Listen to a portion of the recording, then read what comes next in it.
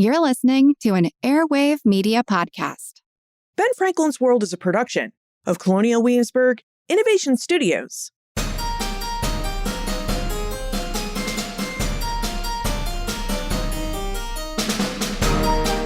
Hello, and welcome to Ben Franklin's World Revisited, a series of classic episodes that bring fresh perspective to our newest episodes and add deeper connections to our understanding of early American history. I'm your host, Liz Covart. In episode 396, we explored the history of Carpenter's Hall and the meeting of the First Continental Congress. As I listened to this episode, I couldn't help but think of an earlier episode that we did about how Americans governed and organized themselves as the American Revolution turned to war.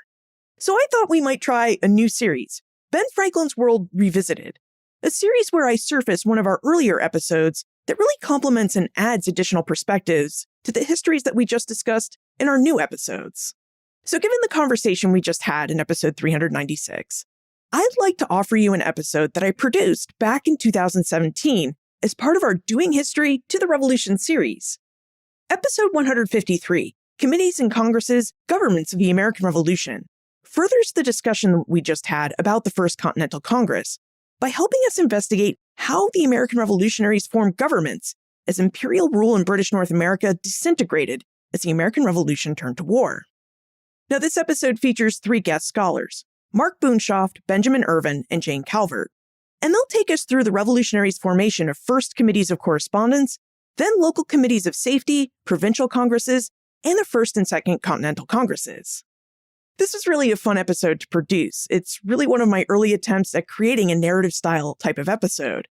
It's also an example of how much the technology of podcasting has changed over the years, because I produced this episode before there was such a thing as virtual recording studio apps, which means you will hear our guests sound like they're on a telephone, because that's how we used to record Ben Franklin's World prior to July 2019. We used to conduct telephone interviews.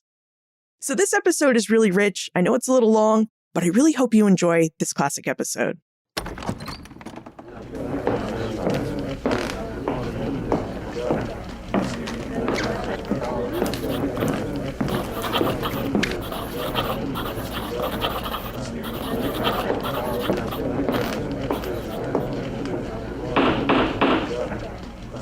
In the House of Representatives, June 17, 1774. This House, having duly considered and being deeply affected with the unhappy differences which have long subsisted and are increasing between Great Britain and the American colonies, do resolve that a meeting of committees from the several colonies on this continent is highly expedient and necessary to consult upon the present state of the colonies and the miseries to which they are and must be reduced by the operation of certain acts of Parliament respecting America, and to deliberate and determine upon wise and proper measures to be by them recommended to all the colonies for the recovery and establishment of their just rights and liberties, civil and religious, and the restoration of union and harmony between Great Britain and the colonies, most ardently desired by all good men.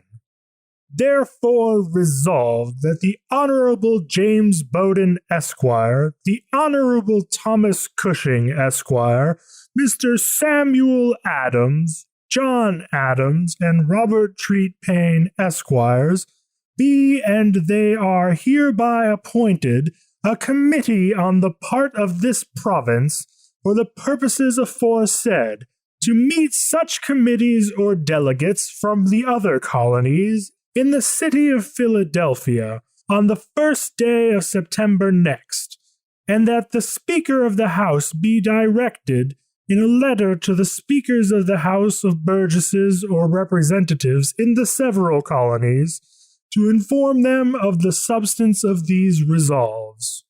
Signed, Samuel Adams, Clerk.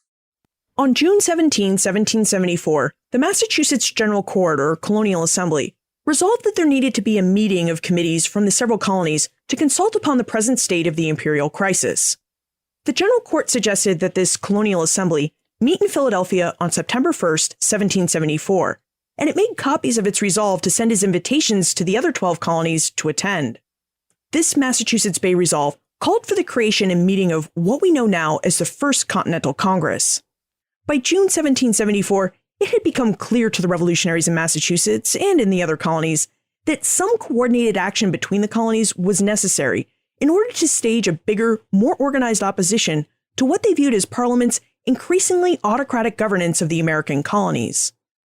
And this realization and development raises important questions about the American Revolution. How did the American colonies organize and coordinate intercolonial action? And since we know how the revolution played out, we need to wonder how this coordinated intercolonial action paved the way for revolutionary governance at the local, colony, and intercolonial levels. To find answers to our questions, we should start by investigating one of the earliest efforts to gather and organize information and to coordinate action against Parliament's measures. We should begin by investigating the Boston Committee of Correspondence, which formed in November 1772. Now, before Mark Boonshoff became an assistant professor of history at Norwich University in Vermont, he served as a postdoctoral research fellow at the New York Public Library, where he helped to digitize and contextualize the minutes of the Boston Committee of Correspondence. Mark knows these committee records well, which means he should be able to help us start answering our questions.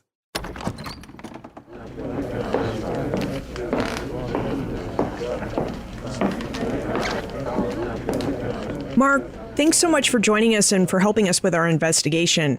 Now, as you know, we're trying to better understand how the American colonies organized and coordinated intercolonial action during the American Revolution. And one of the first organizational bodies patriots formed during the Revolution was the Boston Committee of Correspondence. So, would you tell us about this committee and why and when it formed?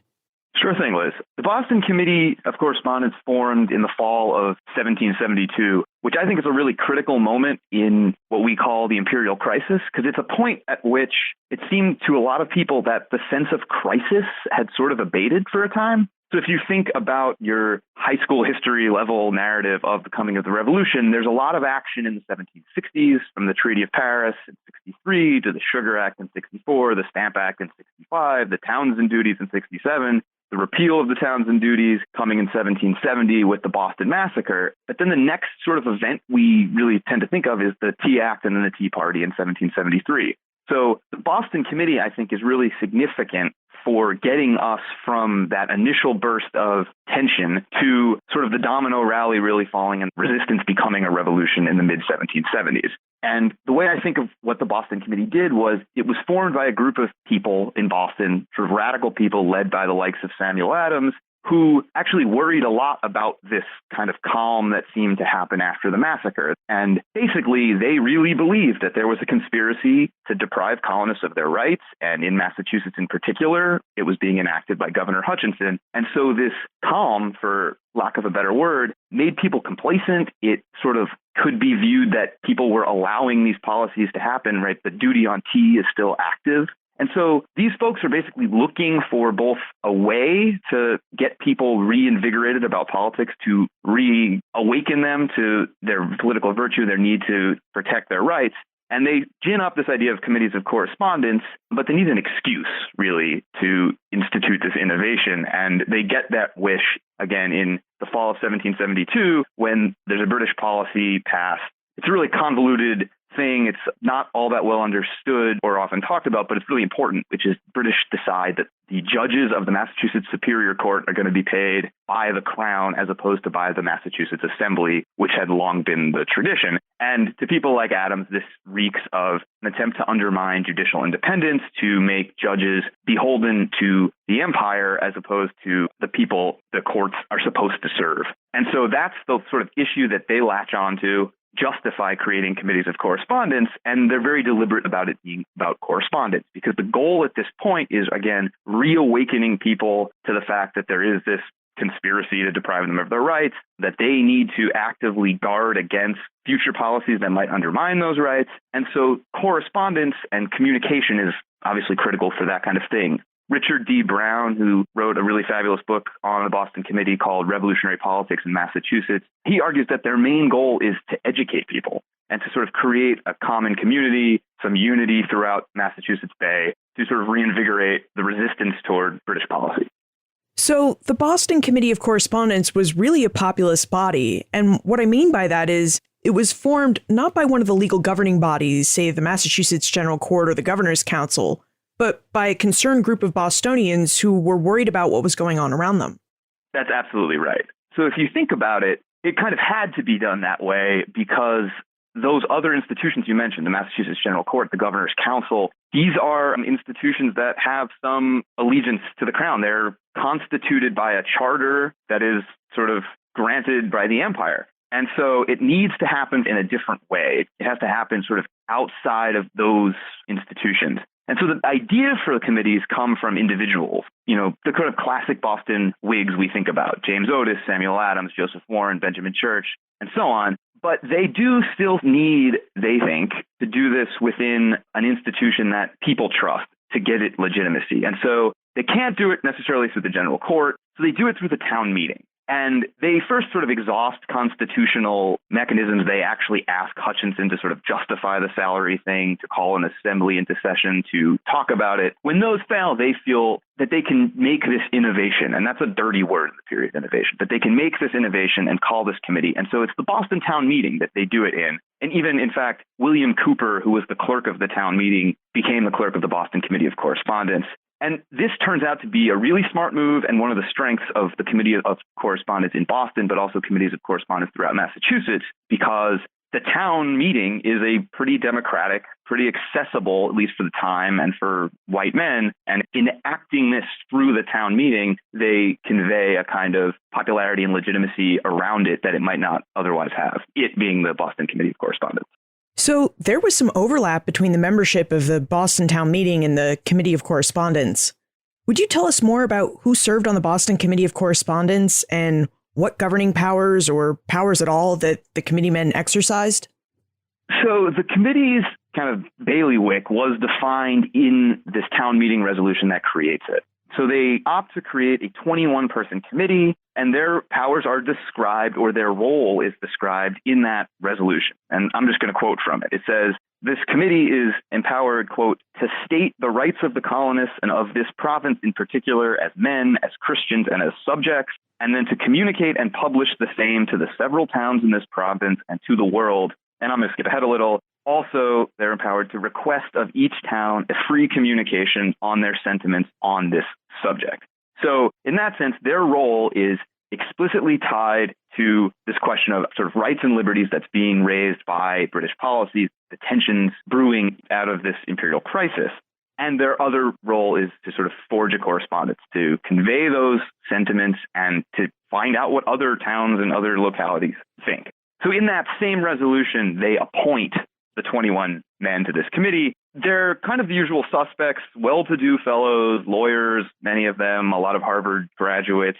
But what, again, Richard Brown, I'll cite again, he says that really what unites them is that all of the men appointed to this committee are known for being sympathetic to the growing resistance movement, to the Boston Whigs. And so, unsurprisingly, Samuel Adams' name is right on top of the list.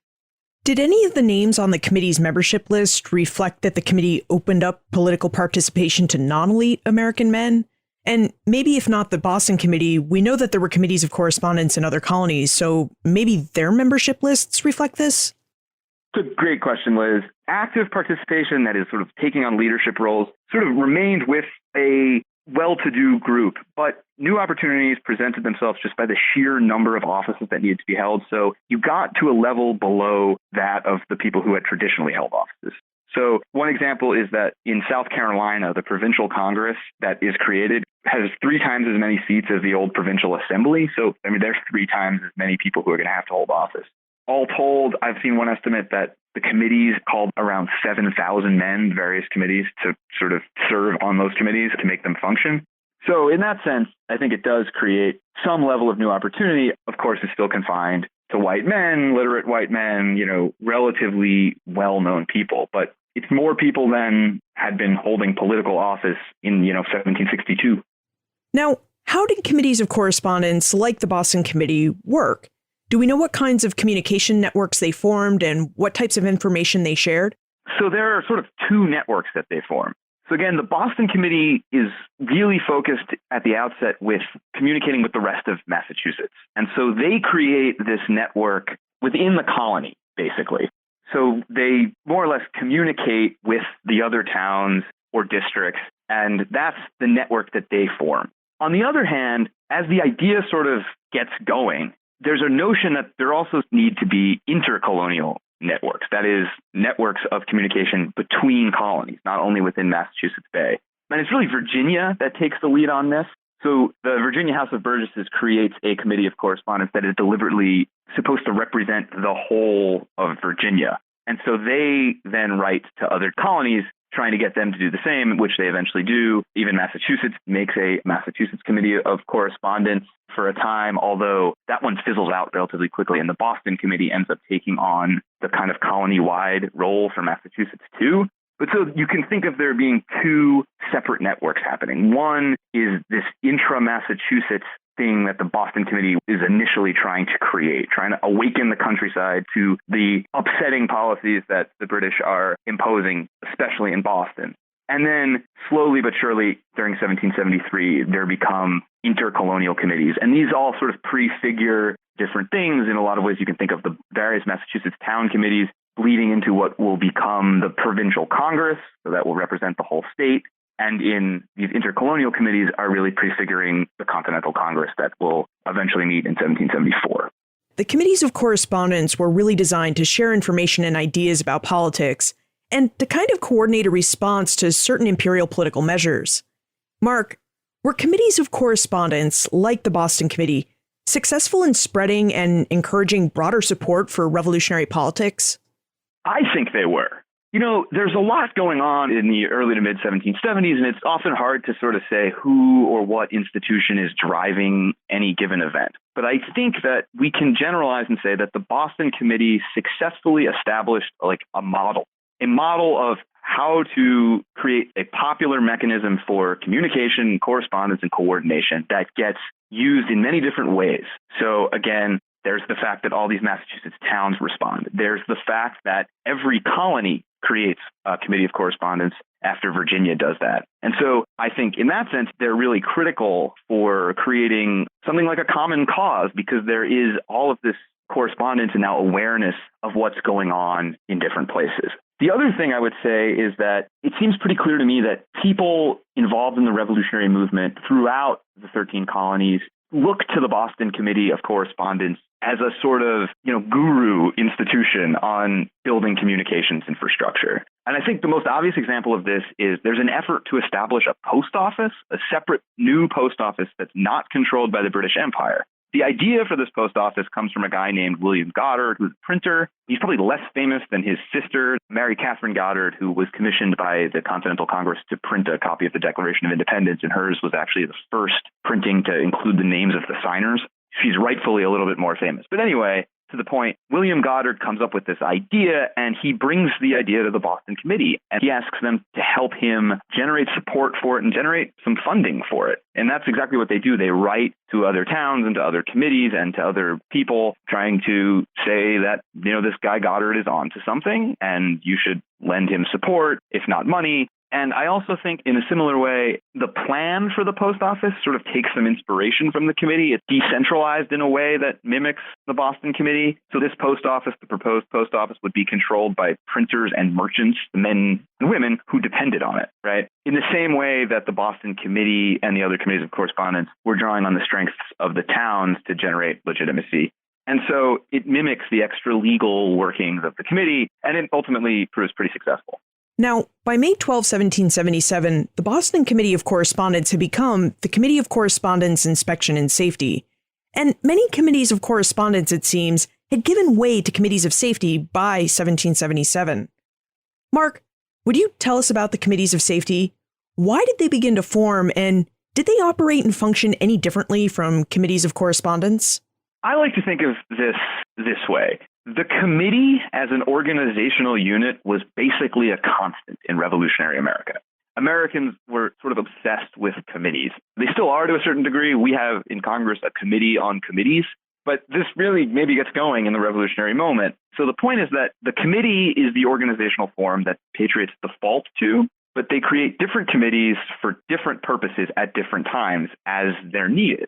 So the heyday of committees of correspondence was 1772 to 1774, because at that moment, the challenge was, as I've said before, re-energizing opposition to British policy, reawakening people to the threat at hand, and sort of forging a united opposition to that through creating networks. And, the first step is communication. But after 1774, or by the end of 1774, the patriot movement, such as it was, their needs really had changed because the committees of correspondence had been so successful, more or less. In some sense, the First Continental Congress rendered the committees of correspondence relatively obsolete because there was now a meeting that was going to happen, so people could exchange ideas and communicate through this meeting in Philadelphia. But once that happens and the revolution itself, or the resistance, I guess, at this point, the resistance is getting more formalized, the problem changes. And the problem becomes political allegiance and policing it, right? So as the resistance movement becomes more institutionalized, they have to worry about opposition.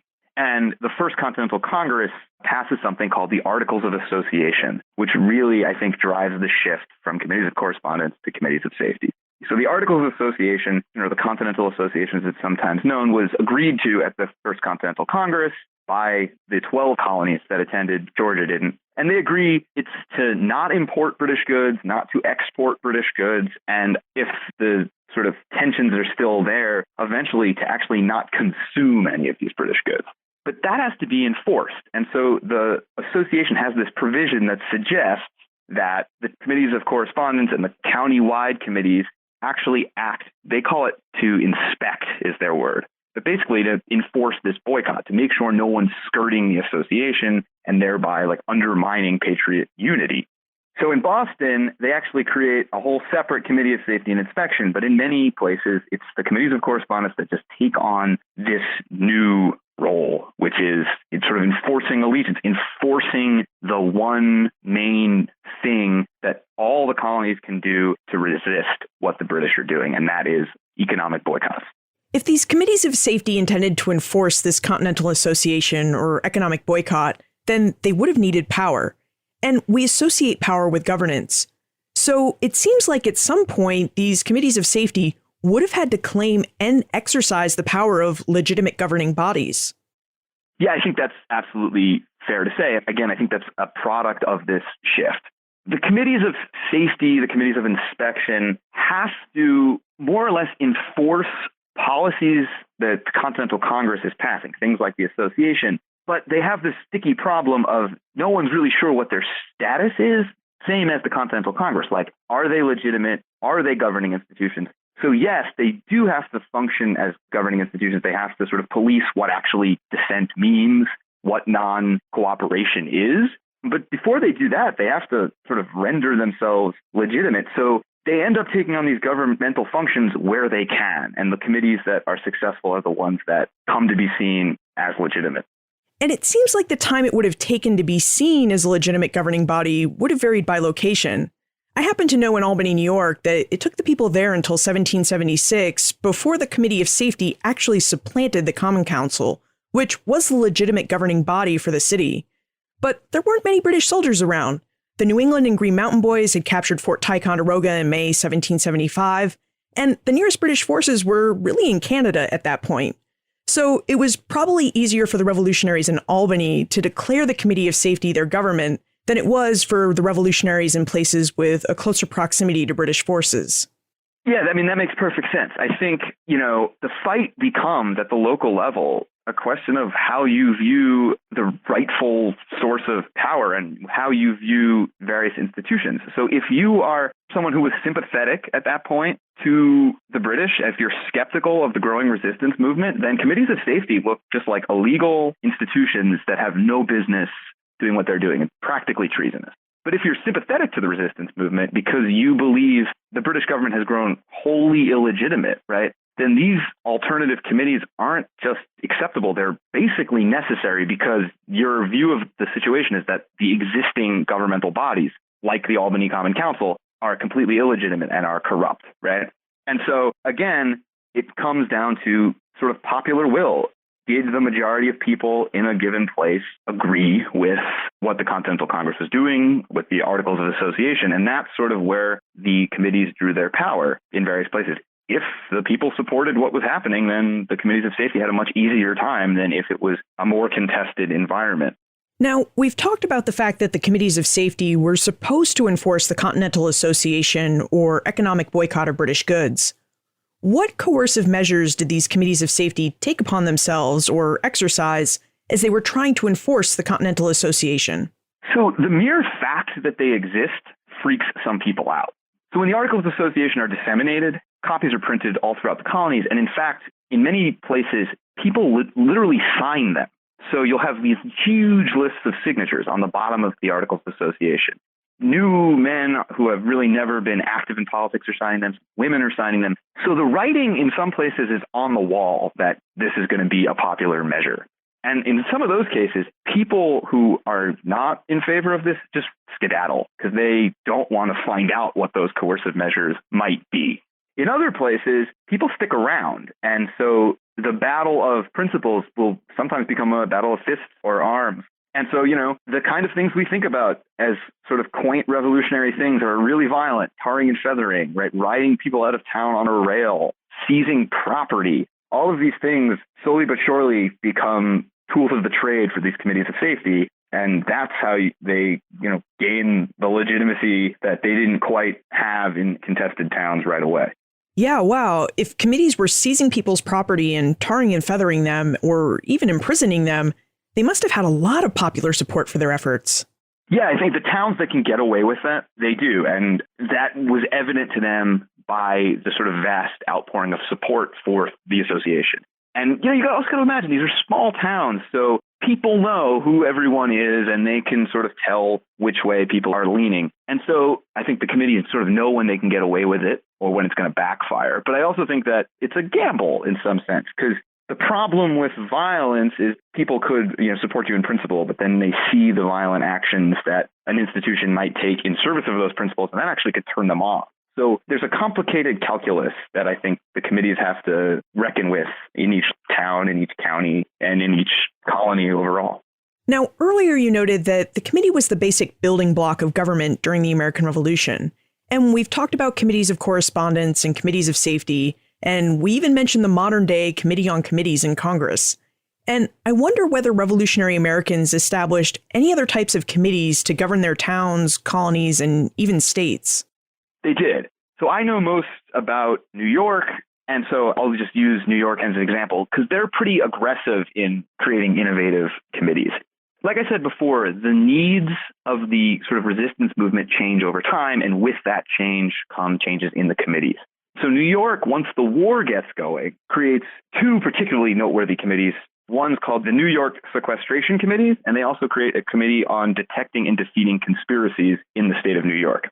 So the Defecting and Defeating Conspiracies Committee comes from the premise that once the sort of revolution is really in motion, 1775, 1776, that non-allegiance is evidence of a conspiracy, of treason, of efforts to undermine the revolutionary project, the legitimate will of the people.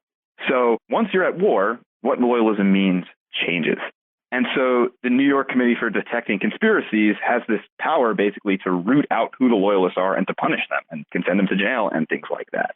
So that threat colony-wide sends loyalists in many places sort of running away. And that's where the Sequestration Committee comes in. So the Sequestration Committee has the power to seize the property of known loyalists, especially abandoned property. And of course, if you are a loyalist and you're living in fear of being tried and punished by the Committee for Defeating Conspiracies, you have a really good reason to just run away.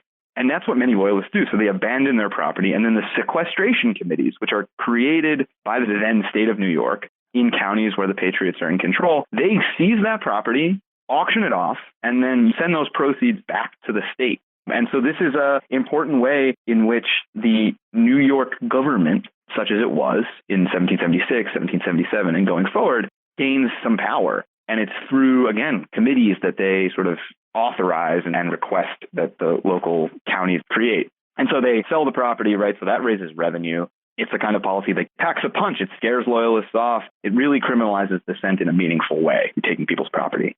And of course, to really ardent supporters of the resistance movement of the revolution, this is a kind of redistribution of property away from enemies of the state, in effect, and to the benefit of the revolutionary cause. So it makes New York seem pretty competent as a state government, trying to win a revolution.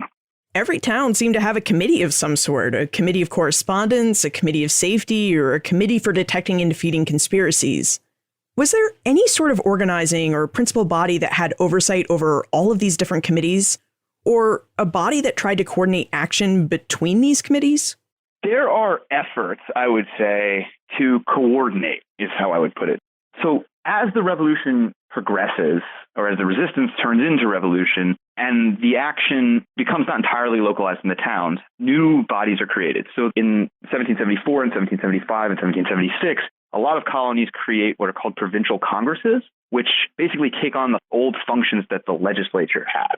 And so those groups often would try and coordinate, set some policies for the various committees operating at the local level. And in certain cases, the local committees would sort of defer to those provincial congresses. Chris Minty, who's a historian who works at the Adams Papers at Massachusetts Historical Society, has done some work on the Brookhaven Committee of Safety in Long Island, New York. Shows that in some cases, when they were having trouble with loyalists, they would report to the provincial congress asking for advice or help and so on and so forth. Beyond that, also in 1774, the Continental Congress, right, comes into being, and through things like the association, dictates some changes in what the committees are doing, right? That's partly where the transformation of a lot of committees of correspondence into committees of safety comes from. But it depends on a healthy degree of cooperation. Because if you think about it in a certain way, those higher authorities, if you want to call them that, the provincial congresses, the continental congresses, were ultimately created by people in the towns agreeing that there needed to be something else to try and coordinate resistance in this way. And so any semblance of organization really comes from cooperation more than anything else. So it was provincial congresses that really tried to coordinate action between committees within their colonies and later states. And as you just mentioned, there was also the first and second continental congresses, which seemed to try to coordinate action between the colonies. How did these local and provincial committees interact with the continental congresses? So in most cases, the provincial congresses were sort of in charge of sending delegates to the Continental Congress. So there's this sort of relationship between them that is formalized through individuals who go to the Continental Congress and then come back. And I think that in a lot of cases, the relationship runs through the individuals who move between various levels of action in the revolution. So in that sense, again, cooperation is sort of key because the Continental Congress only will work if the provincial congresses agree to send delegates. And so the Continental Congress's power oddly rests on a lower level of authority. And likewise, the provincial Congress's authority depends on those sort of lower level committees and towns agreeing to send representatives to the provincial Congress. And so the interactions, I think, again, are really driven by this sense of a common sort of project and individuals moving between various levels and who can speak to both groups and coordinate and know the limits of what a local committee could do or what a provincial congress could accomplish in their given town or state and can sort of convey that to the Continental Congress. And so those kind of relationships between the institutions are key, but they run through individuals.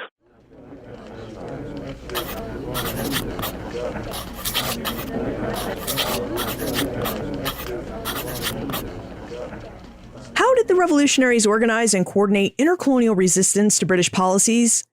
They began by forming local committees. As Mark related, committees served as the building blocks of government during the American Revolution. They proved relatively easy to organize, and they could be created and adapted to serve whatever needs the revolutionaries had. This is why the history of the American Revolution is filled with so many different committees. When the revolutionaries wanted to increase awareness of and interest in the imperial crisis, they created committees of correspondence. When they wanted to impose and enforce an economic boycott of British goods across British North America, they created committees of safety. When the revolution turned to war and it became especially important to figure out who stood with the revolution, who against it, and who hadn't made up their minds yet, the revolutionaries established committees for detecting and defeating conspiracies. And when the need to organize and coordinate action between all these different local committees arose, local committees contacted each other and encouraged the election of delegates to form larger colony-wide committees like the provincial congresses, or still even larger intercolonial committees like the First and Second Continental Congresses. As Mark noted, committees, large and small, local and distant, derived their power from the people. Revolutionary committees were designed to serve the needs and circumstances of the people. This is what made them so responsive to the revolutionaries' needs. And it was this responsiveness to the needs and circumstances of the people that allowed the committees to grow in size and power. It's how the committees were gradually able to assume the powers of local and provincial governments between 1775 and 1776. But what did coordinating intercolonial action and resistance look like? How did the revolutionaries create the governing bodies we always think of when we think about governance during the American Revolution, the Continental Congresses? And why were there two Continental Congresses anyway? As always, we start our quest to discover more about the past with what seem like simple questions. And yet, our seemingly simple questions always lead us to form new questions. This is the fun of history. There's always more to discover and explore. So to answer our initial questions a bit further, how did the American colonies organize and coordinate intercolonial action? And how did intercolonial action pave the way for revolutionary governance at the local, colony, and intercolonial levels? As well as to answer our new questions about the formation of the First and Second Continental Congresses, we should speak with Benjamin Irvin, a professor of history at Indiana University Bloomington and the editor of the Journal of American History. Ben did a lot of research on the Continental Congresses in order to write his book, Clothed in Robes of Sovereignty, the Continental Congress and the People Out of Doors. But before we speak with Ben, I'd like to tell you about the sponsor for this episode, Care.com Senior Services. Mary Ball Washington enjoyed 12 years of marriage before her husband Augustine Washington died in 1743. During marriage, Mary and Augustine had 5 children, 4 sons and a daughter, the oldest of which was a boy named George. Mary Ball Washington never remarried. Her children grew up, married, and moved away, all while she continued to live on Ferry Farm. George Washington went on to do many great things, but he often thought about his mother. He worried for her because there were no family members on the farm to take care of her, and she needed help. In 1755, while he fought in the French and Indian War, George took time from the campaign to write his elderly mother. "Honored Madam, sorry it is not in my power to provide you with a Dutch servant or the butter you desired. We are quite out of that part of the country where either are to be had, there being few or no inhabitants where we not lie encamped, and butter cannot be had here to supply the wants of the army." Today, many people worry after their aging parents, like George Washington did after his aging mother, Mary. In fact, half of all American adults in their 40s and 50s are in the so-called sandwich generation, providing some manner of care, be it financial, emotional, or physical care, for their aging relatives. Like George, they want their aging relatives to be able to stay independent and in their own homes as long as possible. Eventually, George was able to convince Mary to move into a modest house he purchased for her near Fredericksburg, Virginia, right near the home of his sister, Betty Washington Lewis. But today, there's an easier way to provide personalized care for your aging loved ones in the comfort of their own home. A way that you can help them prepare their meals, run their errands, and keep their homes in order. That way is Care.com Senior Services, the world's largest online destination for finding and managing family care. Care.com helps millions of families find high-quality care for their loved ones, and finding that care costs less than you would think. Hiring an in-home senior caregiver saves money, as much as 50% compared to using a care agency. And Care.com makes paying for in-home senior care very easy. To learn more about how Care.com can help you care for your aging loved one, and to save 30% off a Care.com premium membership, visit care.com/bfworld.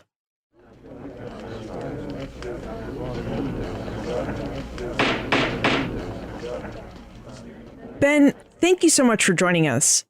Now, as I may have mentioned, we're on a quest to discover more about governance in the American Revolution, specifically how the revolutionaries coordinated in intercolonial resistance to Great Britain, and how they created revolutionary governing bodies.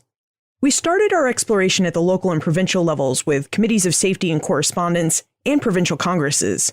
Now, we like to explore governance at the intercolonial or continental level.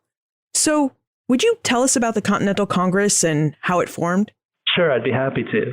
To understand the Continental Congress and its formation, you have to understand the events immediately preceding, specifically what we now know today as the Boston Tea Party. In December 1773, the people of Boston gathered at their wharf to dump a bunch of East India Company tea overboard. That, again, was December 1773. Then for months, they waited to hear what the response from England would be, what sort of punishment, if any, Parliament or the King would attempt to inflict upon them. And in late April and early May, they received the word they had dreaded. Parliament had enacted 4 pieces of legislation that we collectively know as the Coercive Acts.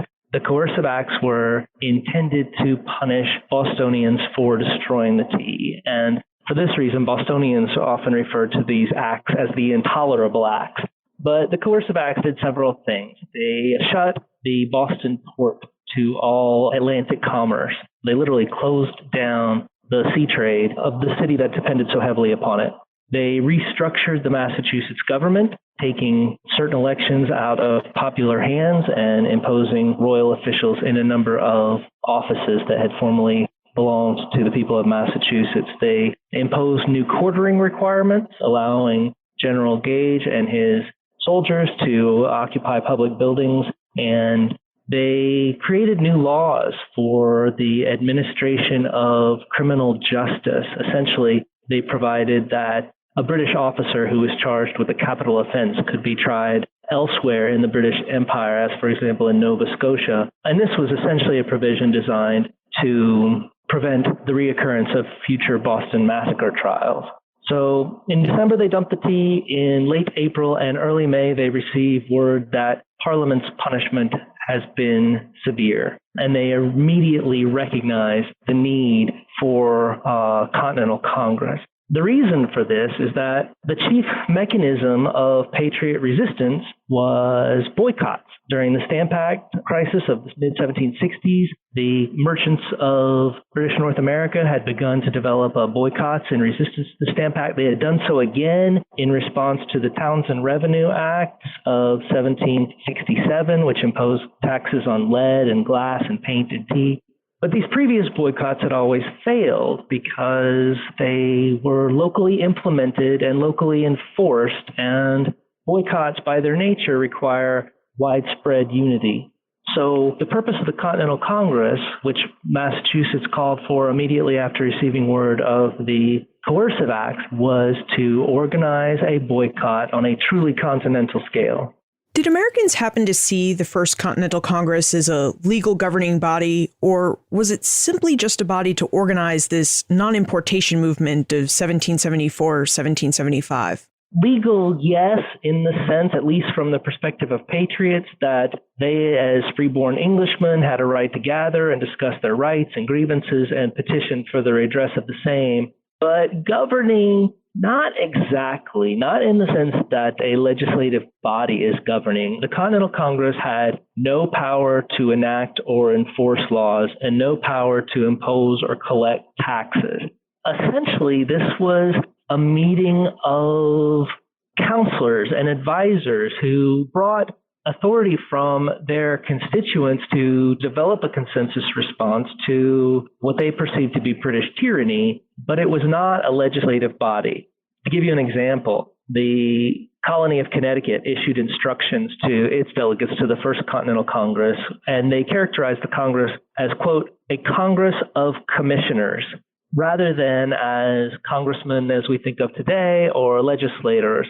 Congress was expected to consult and advise and to strategize, but its purpose was not to govern per se. The compliance that Congress obtained was voluntary, not coerced in the way that a legislative body is empowered to coerce or impose its will. Now, how did the delegates to the First Continental Congress organize their new body? I mean, we're talking about representatives from 12 of the 13 colonies all arriving in Philadelphia to sit in this Congress. So what did they do when they got to the city? Well, the first order of business was to determine how to proceed. Most of the men who journeyed to Philadelphia had experience as either governors or colonial assemblymen. And so they were familiar with parliamentary procedure. In the first couple of days, they settled on two courses of action. First, they would meet in Carpenter's Hall. And second, that a local radical organizer by the name of Charles Thompson, who had not been elected to the Continental Congress, would serve as the secretary of the Continental Congress.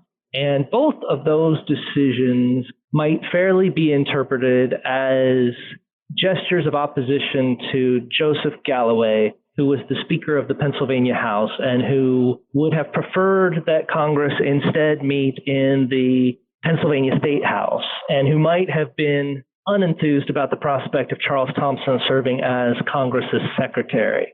And for that reason, Joseph Galloway imagined that there was a conspiracy afoot to suppress all conciliatory measures. Historians have somewhat disputed that. But the first thing that Congress did, they chose Carpenter's Hall, they chose Charles Thompson, they elected Peyton Randolph of Virginia to serve as their president.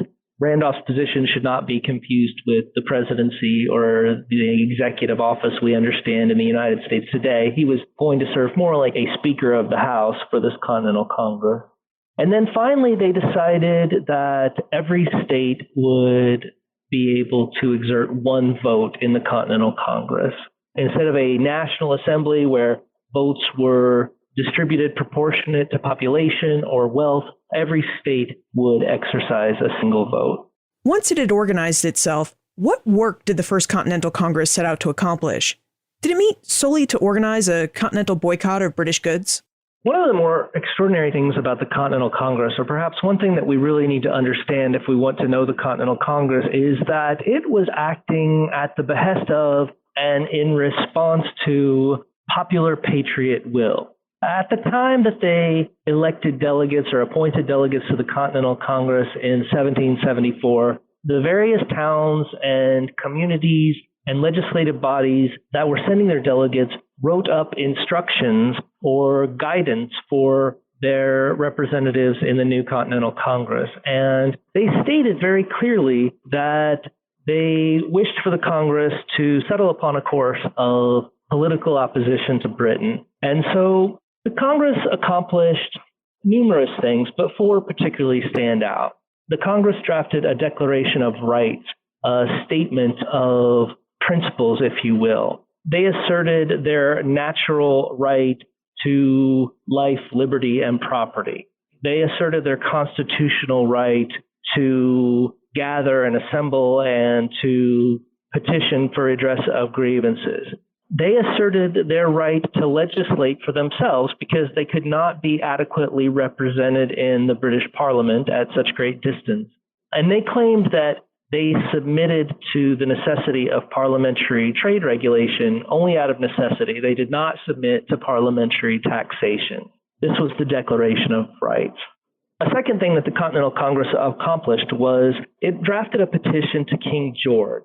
This petition included a statement of grievances, very much like the statement of grievances found in the Declaration of Independence written 2 years later. It included a plea for redress. The Continental Congress asked King George to intervene and protect the American people from an overbearing parliament and ministry. And finally, in conclusion, Congress affirmed its loyalty to King George III. Congress was not conceptualizing independence at this moment, or certainly wasn't prepared to acknowledge it if it was.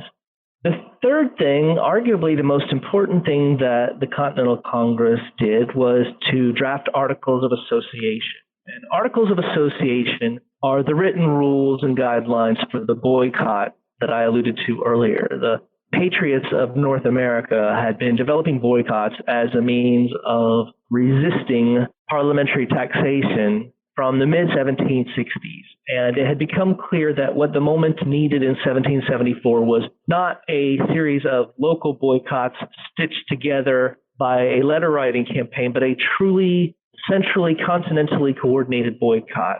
And this boycott was embodied in the Articles of Association. The Articles of Association included non-importation provisions. We will no longer import goods from Britain. Non-exportation provisions. We will no longer export our produce to Britain. and non-consumption agreements. We will not buy things that were produced in Britain. Finally, number 4, the Continental Congress drafted a series of addresses to the people of the colonies, to the people of the British Isles, to the province of Quebec, and to the provinces of St. John's and Nova Scotia and elsewhere, to announce the purpose of their resistance and to deny any wish to inflict harm on persons elsewhere in the empire, and to invite those who were so inclined to join them in their resistance movement. These were the chief accomplishments of the First Continental Congress in September and October of 1774. And just how effective was Congress in achieving its goals? I mean, how were these declarations, proclamations, and the association received? Well, to a certain extent, they were highly effective, but in other extents, they were less so.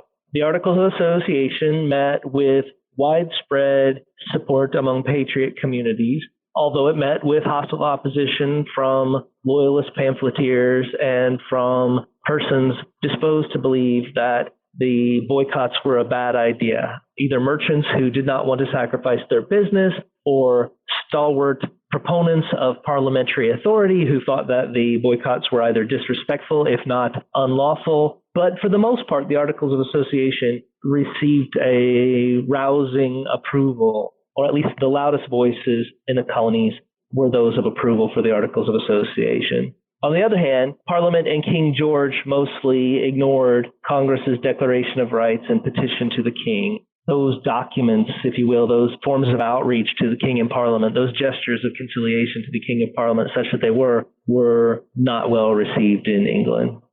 Now, as Ben noted earlier, the First Continental Congress adjourned in late October 1774, and the Second Continental Congress gathered in Philadelphia and convened in May 1775. Ben, why did Americans call for a Second Continental Congress? In essence, the call for a Second Continental Congress was baked into the First Continental Congress. Prior to its adjournment in October 1774, the First Continental Congress agreed to reconvene the following spring if British government had not granted redress for American grievances. And in fact, Parliament refused to formally acknowledge Congress's petition, and King George condemned the radicals in Boston who had published the Suffolk Resolves, in which they expressed their intention to disregard the coercive acts and govern themselves. So, as was increasingly apparent over the winter of 1774 and 1775, reconciliation seemed highly improbable, if not impossible. And so there was never, I don't believe, any real doubt that the Continental Congress would meet again. It's also worth noting, one of the things I found fascinating when I was researching the Continental Congress is that during this adjournment between October 1774 and May 1775, when the putative position of the Continental Congress is one of reconciliation, in many colonies, the militia were beginning to prepare for war. There was a lot of military exercising, drilling happening at least as far south as Virginia up into New England. And so, although Congress had adopted this conciliatory tone, it seemed quite clear that large segments of the American population were expecting the imperial conflict to deteriorate. In your research of the Continental Congress, did you find any differences in organization between the First and Second Continental Congresses? The most important difference between the First Continental Congress and the Second were the contexts in which they convened. The First Continental Congress gathered amidst a protracted imperial controversy. The Second Continental Congress assembled after the outbreak of war. The Second Continental Congress gathered in May 1775 in the immediate aftermath of the battles at Lexington and Concord. And one of their first pieces of business was to hear the testimony of persons who had witnessed those battles. In the weeks that followed, through the summer of 1775, the Second Continental Congress resolved to establish a Continental Army and to appoint General Washington as its head. And to finance this army, Congress determined to print a paper currency. Once again, Congress had no power to tax, so it was just going to print money and hope that people would accept it and spend it. By the end of the year, 1775, Congress had also authorized secret negotiations with the French government. The Congress was seeking financial assistance, military assistance, specifically in the acquisition of weapons and gunpowder. So the start of the war really transformed the Continental Congress from a consulting body into a legislative and executive body, raising an army, issuing currency, conducting negotiations. These were the powers of a legislative and executive branch of government, and Congress in 1775 began to act like one. Raising and supplying an army, seeking foreign alliances, and figuring out how to finance everything seems like a lot to manage. Did the Second Continental Congress ever reach out to the various local and provincial committees to help them, accomplish these tasks? Certainly, we find correspondence between members of Congress and the local committees established under the Articles of Association. But generally speaking, Congress did not supervise those committees' day-to-day operations. Those committees had clear directives. They understood what were their tasks. They were distant to Philadelphia in many cases, so oversight of day-to-day operations was really impractical. And there was also a level of governance between the local committees and the Continental Congress, and that was the provincial conventions that you mentioned. In colonies where royal governors disbanded or adjourned their colonial legislatures because those legislatures had expressed support for the Bostonians' resistance, the people elected representatives to gather for them in what became known as provincial conventions. These were essentially popular legislative assemblies, including many of the same individuals who had served in the House of Representatives or the House of Burgesses in the lawfully organized colonial assemblies, but they were now meeting in a different location and calling themselves provincial conventions. And we see a lot of correspondence between the Continental Congress and the provincial conventions. Local committees could seek guidance or instruction from their provincial conventions. The Continental Congress could consult with and give instructions, make requests of the provincial conventions. And so the provincial conventions are really best understood as the nexus between the local committees in Congress and the intermediary level of government between the two. And that would remain the case until after 1776, when the states begin to establish new constitutions and new state legislatures. We know that not all Americans were behind Congress forming and assuming all the powers it needed to coordinate a war and revolution. And we also know that, just like today, there are opposing political viewpoints even among people who agree about all the actions that Congress should take. So, Ben, would you tell us whether there were any formal factions or nascent political parties within the Second Continental Congress? And if so, what those factions and political parties look like? Liz, that's a wonderful question because a big chunk of the historical scholarship that has been produced on the Continental Congress is dedicated to answering it or attempting to answer it. And there are essentially two schools of thought. One may be attributed to a scholar by the name of H. James Henderson, who in 1974 published a book called Party Politics in the Continental Congress. So Henderson examined voting records in the Congress. Even though every colony had only one vote, every representative in the colony voted. So you knew where each representative stood. And Henderson counted those votes, and he discovered patterns within them, and he identified what he usually called blocks. Not quite the same as the parties that we know today with their electoral apparatuses, but just loose factions of congressmen who commonly voted together. And over the course of the Continental Congress, from its first convention in 1774 to its adjournment in the late 1780s, Henderson suggested that the Congress went through three phases. And in the first phase, the early years, Congress was dominated in large measure by what Henderson called an Eastern Bloc.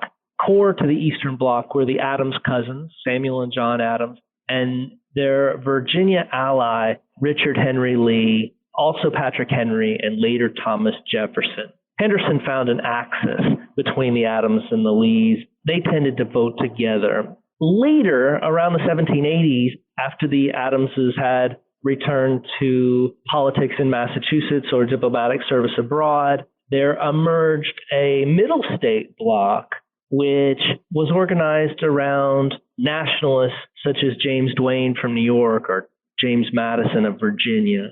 And finally, in the mid-1780s, Henderson sees a division between Southern congressmen on the one hand, James Monroe of Virginia, Charles Pinckney of South Carolina, and Eastern congressmen, Elbridge Gerry of Massachusetts, Lambert Cadwallader of New Jersey on the other hand. That's the Henderson school of thought. Henderson sees blocks within the voting patterns of Congress.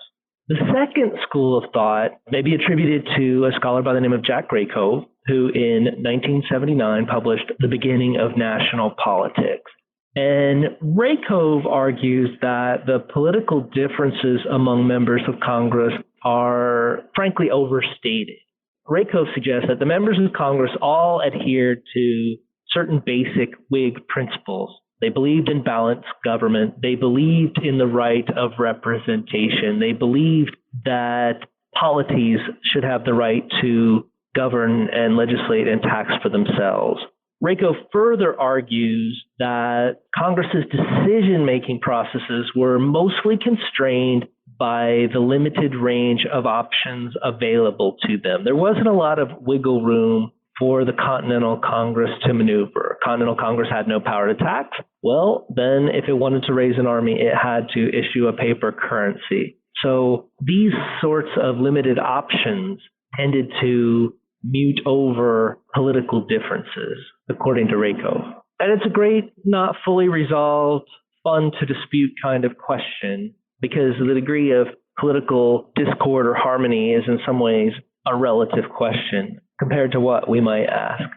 Do historians who subscribe to these two schools of thought, the Henderson school of clear voting blocks and the Graycove school of overstated political differences, do the scholars who subscribe to these two schools look at and interpret the same historical sources as they develop their ideas about what drove Congress?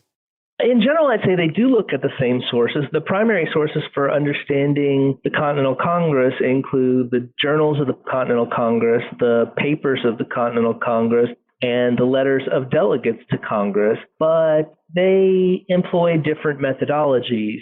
Henderson was literally counting votes and arraying delegates by their votes. His book is full of tables of delegates, and they're aligned or arrayed by the blocks with which they most consistently voted.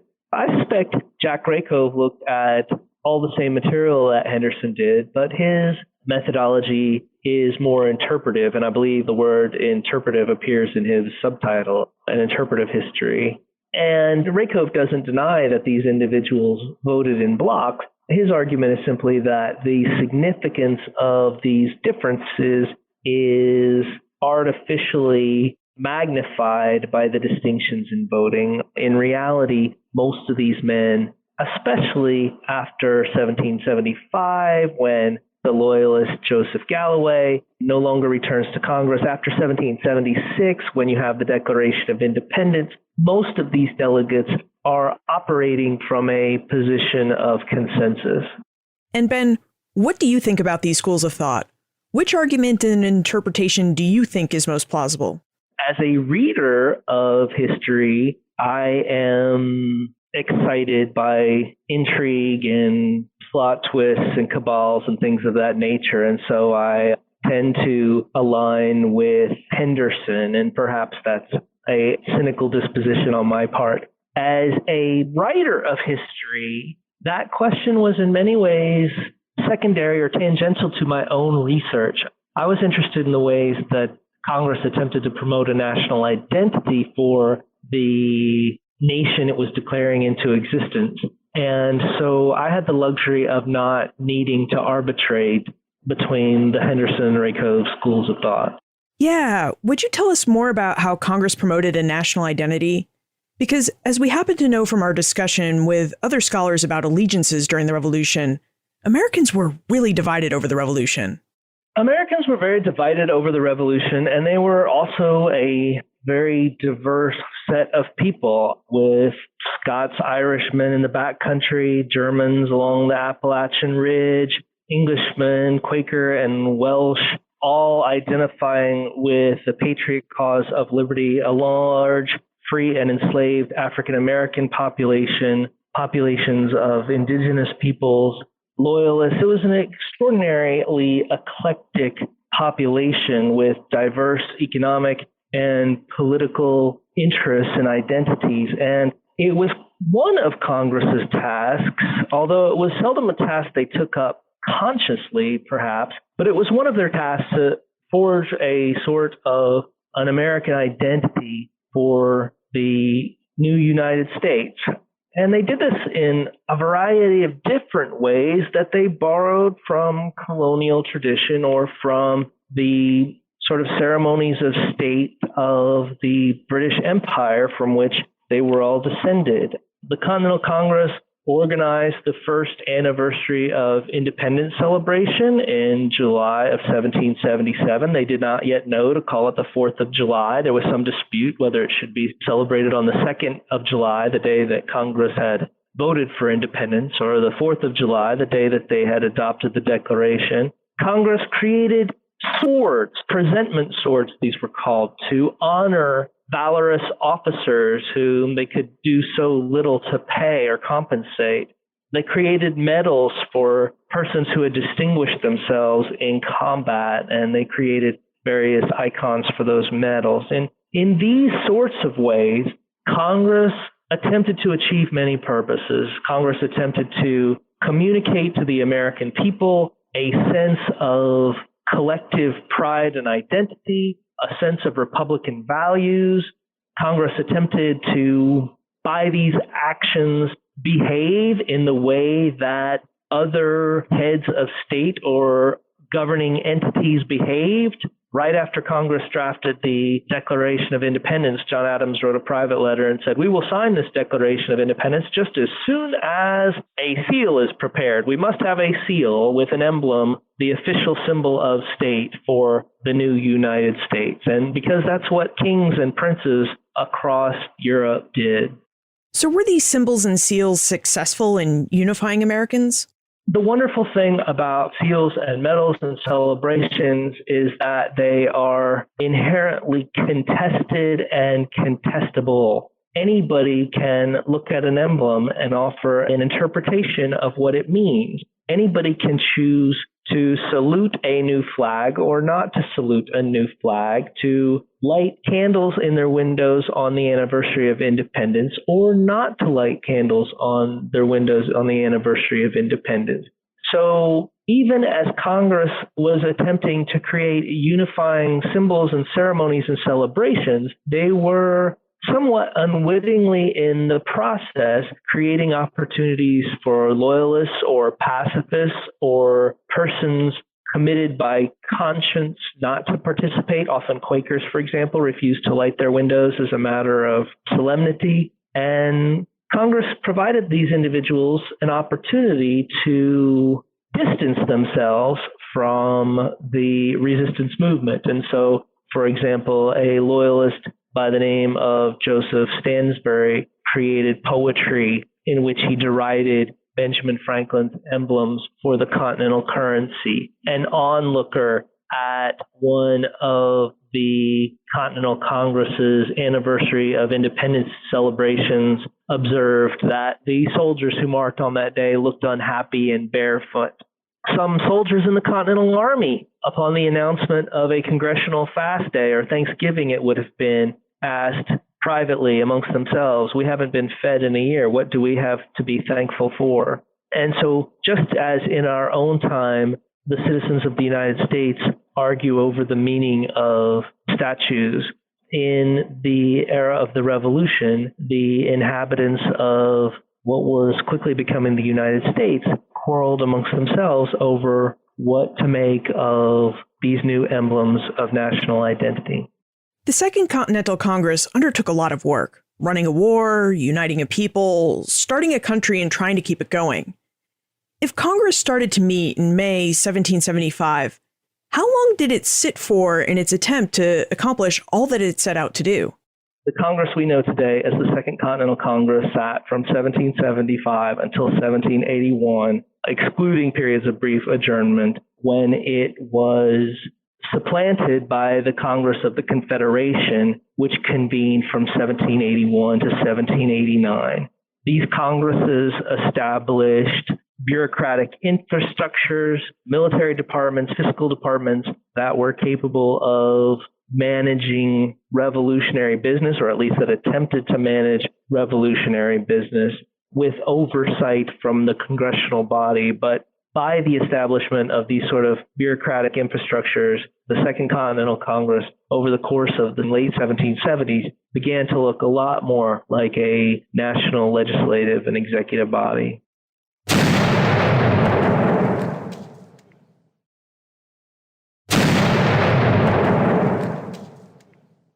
The Continental Congress began as a consulting body, a body that would outline the revolutionaries' positions on British rights and on the imperial crisis, and one that would coordinate a non-importation, non-exportation, and non-consumption movement across the 13 British North American colonies.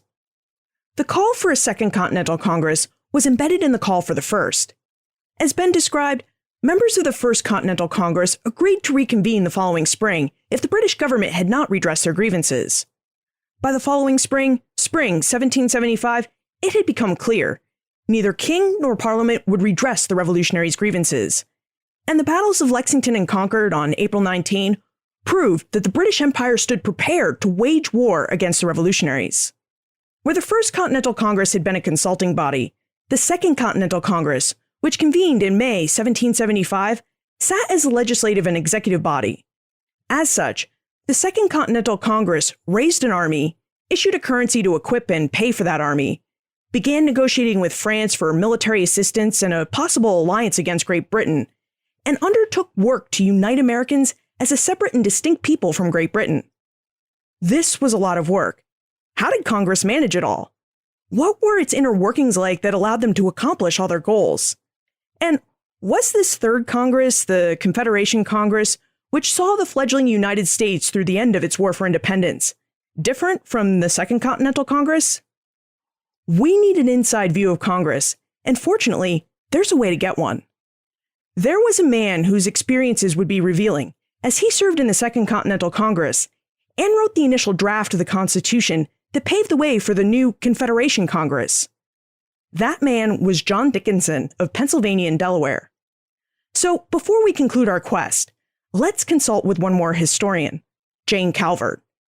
Jane is an associate professor of history at the University of Kentucky. Her first book, Quaker Constitutionalism and the Political Thought of John Dickinson, used John Dickinson as a way to explore Quaker ideas about government and protest during the American founding. And she's also the director of the John Dickinson Writings Project. So, one last time, let's return to the halls of the earliest Congresses of the United States. Jane, we've been exploring local committees in the Continental Congress to better understand governance during the American Revolution. And now that we have an overview of those bodies, we'd like to know more about their inner workings. John Dickinson, a revolutionary you study extensively, seems like he would make a great window onto how Congress worked from the inside.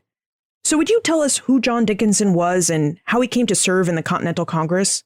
Dickinson was America's first political celebrity. Before Americans in the Atlantic world knew much about George Washington or Benjamin Franklin as political figures, they were toasting Dickinson's health.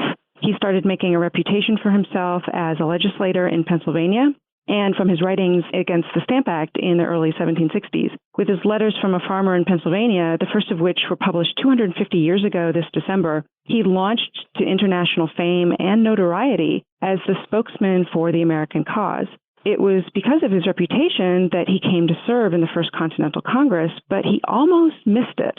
His chief political rival in Pennsylvania, Joseph Galloway, maneuvered to keep him from winning a seat in the Assembly, which meant he couldn't join Congress until he got reelected in October.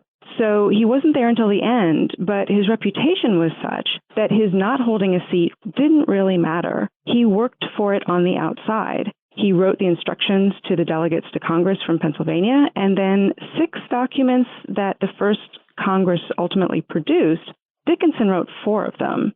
Although most historians have dismissed him because he wasn't sitting, his influence can be clearly seen on Congress's very first act, the Suffolk Resolves, which prescribed how Massachusetts should resist the new royal government headed by Thomas Gage.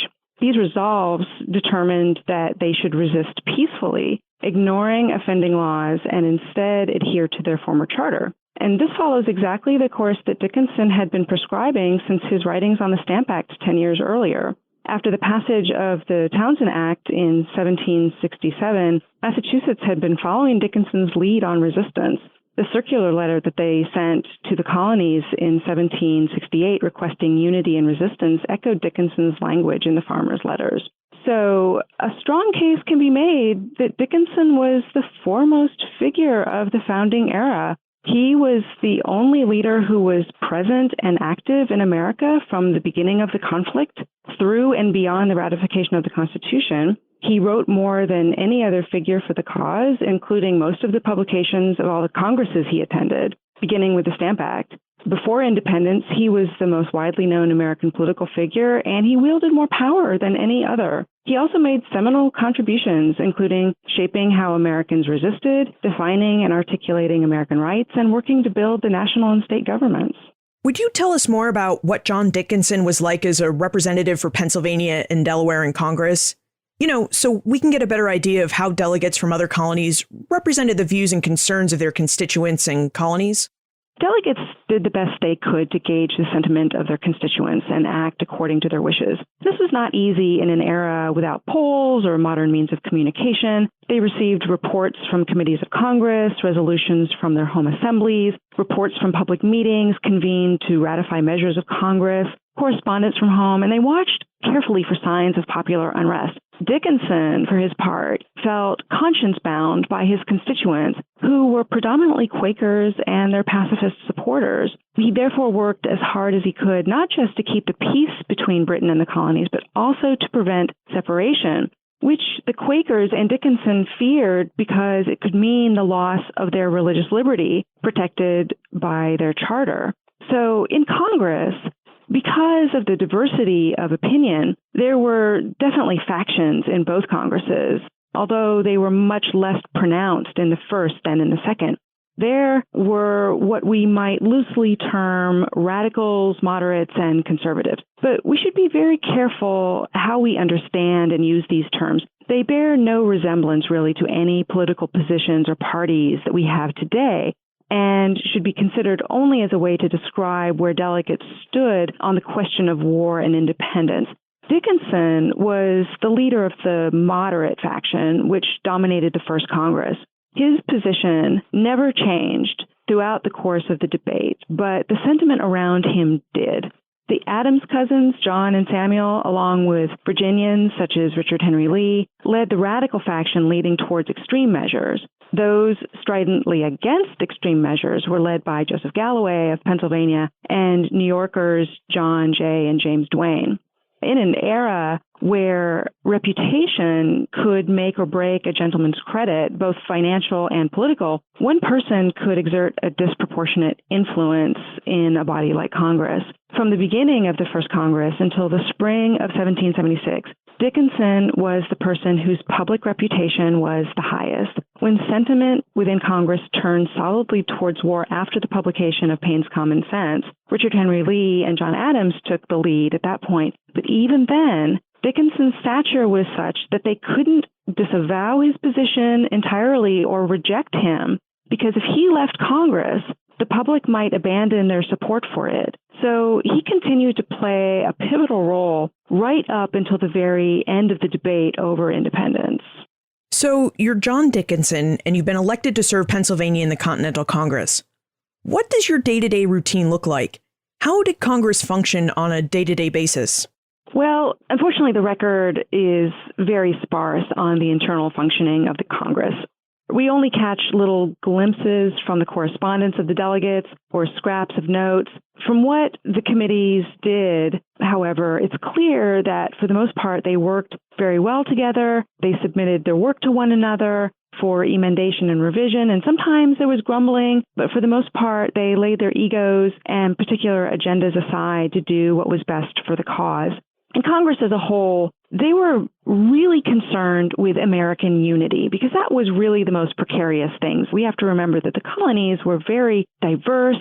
They differed from one another in their priorities and what they wanted from this. And so maintaining public confidence in their work was their priority. And they strove for what we would today call bipartisanship. In other words, individuals worked hard not to alienate those with whom they disagreed. And on the contrary, they attempted to craft measures that could get support from all factions. They were not successful in keeping some extreme members from leaving. For example, after Joseph Galloway's Plan of Union was rejected, he left Congress and became a loyalist. But Dickinson never left until he was voted out by Pennsylvania radicals after the Declaration of Independence. You mentioned Congress's committees, and Dickinson served on a lot of them. And some of the committees he served on were actually the really prominent ones. So would you take us through how these congressional committees worked by telling us about Dickinson's work on one of these committees, like the committee to draft the Declaration for Taking Up Arms in July 1775? This is, again, where the historical record just doesn't speak to us. We just don't have very much to go on. The Declaration on Taking Up Arms was part of a near-final effort by the moderates to avert war. After hostilities became open in the spring of 1775, the primary purpose of Congress shifted from working for reconciliation to preparing for war. But Dickinson's extensive notes for a speech he gave in May show us that the moderates had not given up on reconciliation and averting bloodshed. Dickinson persuaded the radical members, who were growing increasingly restless, to issue this document along with another called the Olive Branch Petition, both of which embodied the dual purposes of Congress. The most obvious reason that Dickinson became the primary draftsman of both documents after others had made their attempts is simply that not only were these documents his idea, but he was also seen as the most effective writer. There's a reason that historians have dubbed him the penman of the revolution, despite the fact that all of his work was to prevent revolution. What confuses many people who don't know Dickinson's political thought and priorities is how he could have written both a document that is humble, supplicative, and pleading for reconciliation, and a document that is bellicose and saber-rattling. And the answer is that he was trying in every way possible to prevent war. You could think of it like this. If you've ever seen two cats about to fight, they puff up to twice their size and scream at each other in hopes that the other will back down. This is because when cats actually engage, they do such damage to each other that mutual death is a real possibility. So Dickinson explained that his goal with the Declaration and the bellicose language that he added to Jefferson's draft, all of this was bluffing, by the way, but he included this language to, as he put it, produce such apprehensions in the British that they would think twice about attacking America. Now, Dickinson was not a Quaker. He was what they call a fellow traveler. He was raised by a Quaker mother to whom he had been very close.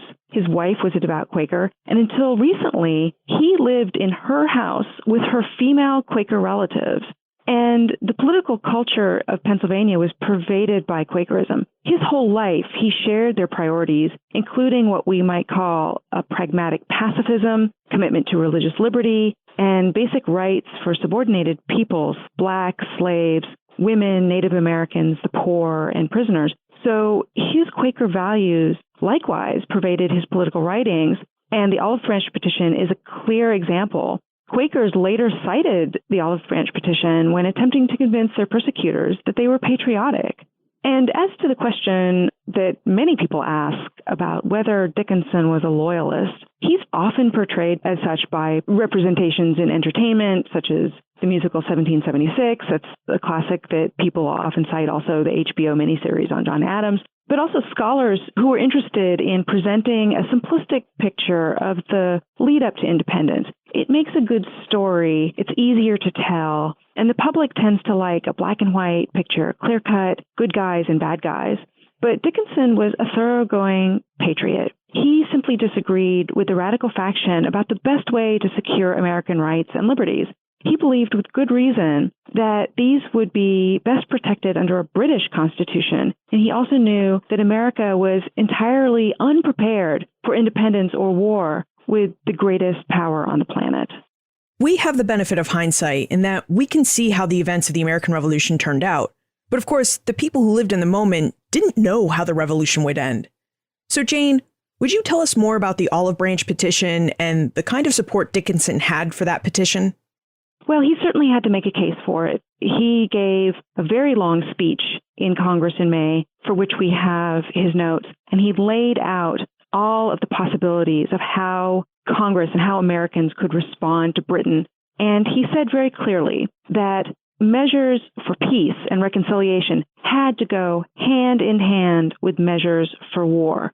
So he was not naive. He did not have his head in the sand about what was necessary. And he did have a substantial faction that was still behind him, including Maryland and New York and a number of Pennsylvania delegates as well, including James Wilson. So he proposed the Olive Branch petition, and John Jay crafted a version of it, and then Dickinson came in and revised it, and his version was the one that was used. And it more or less begged the king to rescue the colonists from a parliament that was out of control. And it was very humble, and it spoke in the very traditional language that colonists use to their king. And then the declaration on taking up arms was supposed to be the deterrent, sort of the carrot and the stick that the colonists were using with Britain to try to resolve the matter in the most peaceable way possible. So the radical members of Congress grudgingly put up with this, grudgingly issued these two statements in concession to Dickinson's reputation and his influence. They knew they had to work with him. Otherwise, he might leave and Congress would fall apart. I doubt he would have left, but it was something that they considered. When those things did not work, Dickinson and his allies, such as James Wilson, continued to press for measures of reconciliation well into 1776. And we have further notes where Dickinson proposed a delegation going to Britain to treat with members of Parliament and to try to meet with people who could hear them. But of course, we know that there were no further issuances from Congress and no delegation ever formed and was sent, even though Dickinson and his allies wanted to pursue reconciliation. The last was in the summer of 1775. Jane, how did the influence or individual reputations of congressmen like John Dickinson impact how Congress actually received and debated drafts of their work? Would you tell us how Congress received Dickinson's draft of the Declaration for Taking Up Arms or the Olive Branch petition? Well, Congress dealt with the work it received by the committees in an orderly manner. For decades now, the members of Congress, who were in most cases members of their provincial assemblies, they had practiced for decades working in their provincial assemblies, governing themselves. And so they did the same thing in Congress. They received the committee's findings and they debated their work, and members motioned for and voted on changes in documents. And eventually, if they approved the final product, they voted to have it published. Unfortunately, there are few specifics about Congress's reaction to the Declaration or the Olive Branch petition. They certainly read the documents and they compared drafts. We have that in the journals of Congress. We do know, as I said, that many members were not interested in issuing either of these. It would have been wonderful if we had notes of their debates like we do for the federal convention, but unfortunately we don't. So we know that they supported it, but it was grudging, and Dickinson had his allies in Maryland and New York, but this was the last concession to the moderate faction that Congress made. Now, John Dickinson didn't actually vote for independence. He told the rest of the Pennsylvania delegation to vote their consciences, and he personally abstained from the vote because he wanted it to be unanimous. But Dickinson did help the United Colonies prepare for independence.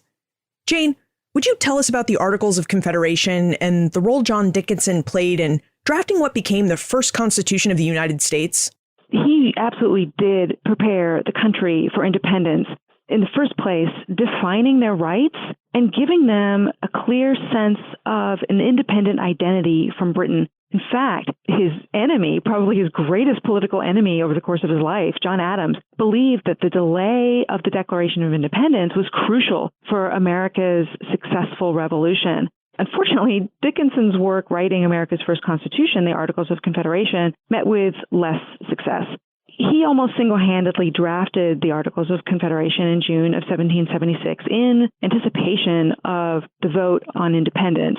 Again, there are no records from the drafting committee except for Dickinson's cryptic notes and a line from Edward Rutledge of South Carolina to John Jay to the effect that Dickinson was too concerned with refining the draft, as though a constitution could be too perfect.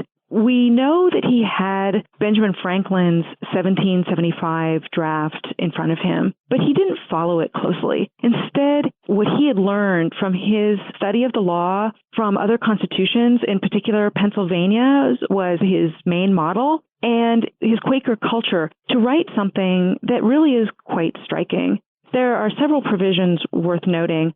First, he provided for a strong central government to replace the one that Americans were losing, the British government. He knew that American Union was not perfect, and it would need a strong centralizing force to hold it together. Second, he provided protection for religious liberty. In this clause, he also did something remarkable. He wrote the first ever gender-inclusive language in an Anglo-American constitution to protect women's religious liberty. Importantly, he wanted their practice of religion to be protected. And because of the many women in his life, he knew that for Quaker women to practice religion meant to preach publicly. So this was an early clause for freedom of speech for women.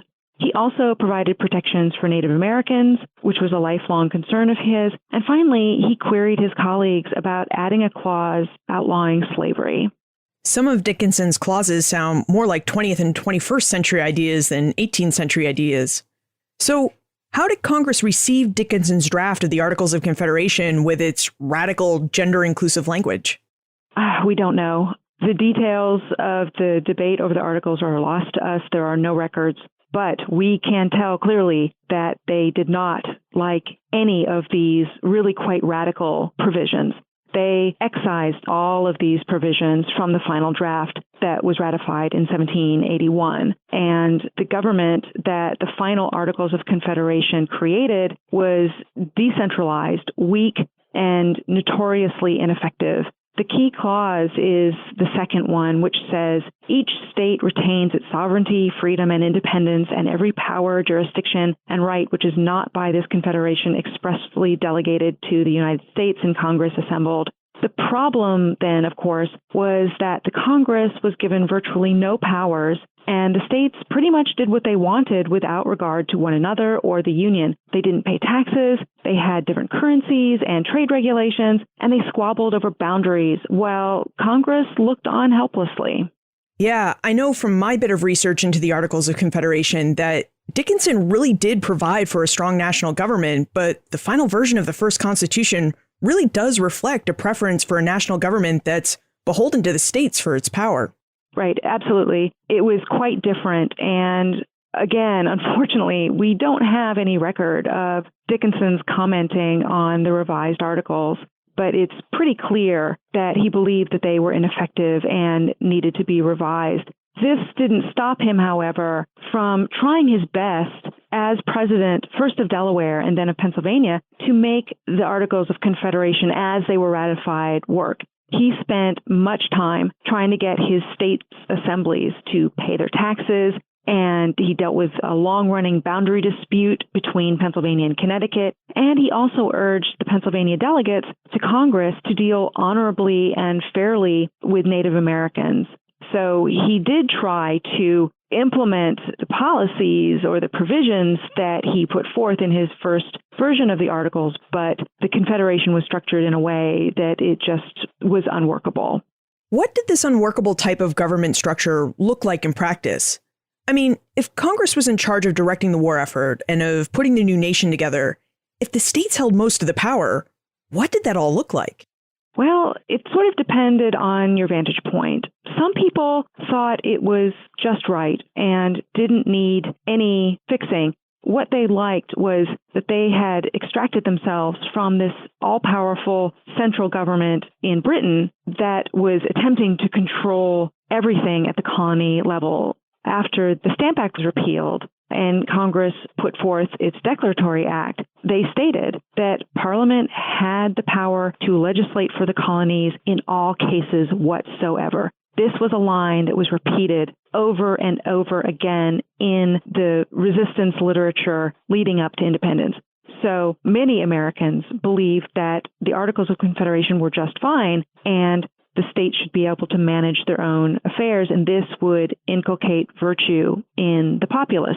But there is an adage that when the pot boils, the scum will rise. And so the revolution was like a boiling pot, and the scum rising to the top was the quote-unquote lower sorts of men who had no virtue. They were not gentlemanly in the sense that they did not have sort of independence in a very basic sense, and they were uneducated. They were unschooled in the law, and they were rising up the ranks of the states to control them, and they were self-interested men as opposed to disinterested men. So they were out to sort of line their own pockets rather than looking out for the welfare of the whole. And this led to a very precarious situation in the states. And what really sort of signaled to many leaders like Dickinson that the whole Confederation could just collapse were uprisings like Shays' Rebellion. And so this is what prompted a number of the colonies to convene the Annapolis Convention, of which Dickinson was president. And it's very interesting that he was named president because he, of course, had been the one to write the original version of the Articles. And he was the elder statesman in this convention, which met, of course, in Annapolis in 1786. Only a few states sent delegates, and it was more or less a meeting to just establish that they could do nothing and that there needed to be another convention by all of the states to figure out what to do about the Articles of Confederation. The result of the Annapolis Convention was that Dickinson's letter that he wrote went to Congress, and in February of 1787, and his letter called for a federal convention to begin in May. And at the federal convention, he tried to implement his two priorities from his version of the Articles of Confederation.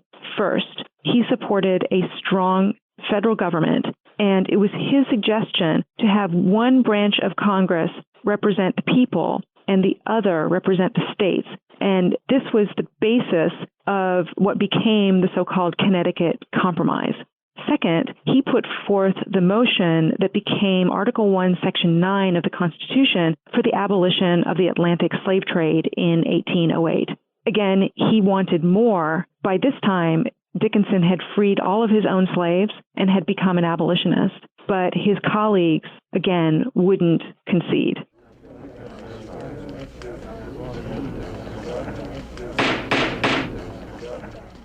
Congress managed a lot of its work with committees, and with congressmen trying to work in such a way that no member felt alienated. As Jane pointed out, this is how John Dickinson managed to get Congress to allow him to draft both a declaration for taking up arms, which outlined the colonists' reasons for bearing arms against their king and government, and the Olive Branch Petition, which beseeched King George III to rescue his colonists from an out-of-control parliament. John Dickinson was able to draft these documents on the behalf of Congress, in part because no one wanted to alienate him.